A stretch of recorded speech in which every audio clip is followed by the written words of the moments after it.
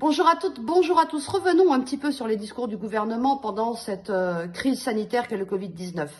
En 2017, mes collègues et moi, nous avons fait une grève sans précédent dans un EHPAD pour déjà dénoncer la maltraitance institutionnelle ainsi que le manque de moyens.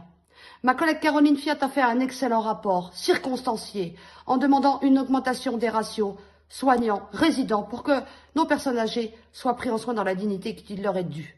Je vous l'ai déjà dit, je pense qu'il faut tester massivement dans les EHPAD et les soignants et les personnes âgées, afin que le monstre Covid-19, ne rentre pas dans des EHPAD.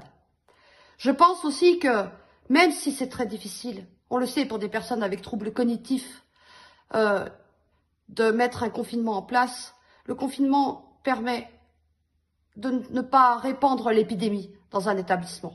Protégeons les personnels qui travaillent dans les EHPAD afin qu'elles ne se sentent pas aussi coupables d'être le vecteur potentiel du coronavirus.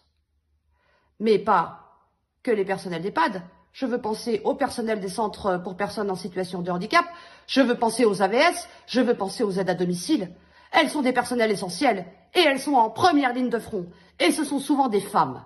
Et puis, il faut lutter contre quelque chose d'important.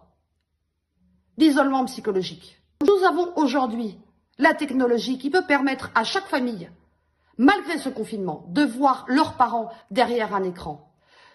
Bon nombre de directeurs l'ont fait, et merci à vous. Mais il reste encore des établissements où, ce sont les soignants qui doivent se cacher pour que les familles aient encore du lien avec leurs personnes âgées, dépendantes, qui sont dans un EHPAD. Ensuite, nous pouvons avoir des propositions sur du plus long terme. Sur du plus long terme, il faut absolument que les carrières des personnels soignants en EHPAD soient revalorisées. Elles doivent avoir droit à la prime.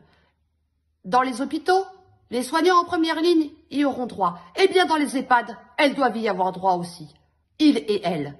Mais les AVS, les aides à domicile, les personnels qui travaillent dans les centres sociaux pour personnes en situation de handicap, doivent y avoir droit aussi. Il doit y avoir une revalorisation des carrières, parce qu'on a envoyé ces femmes et ces hommes au front, sans armes ni protection. Et puis je vais peut-être être un peu radicale, mais je n'accepterai jamais que l'humain soit sacrifié sur l'autel des dividendes. Alors, le monde d'après, sans vouloir faire de polémique, mais réfléchissons-y. N'est-ce pas la possibilité de remettre la vieillesse dans le service public et ainsi arrêter de la marchandiser avec des EHPAD privés à but lucratif? À bientôt.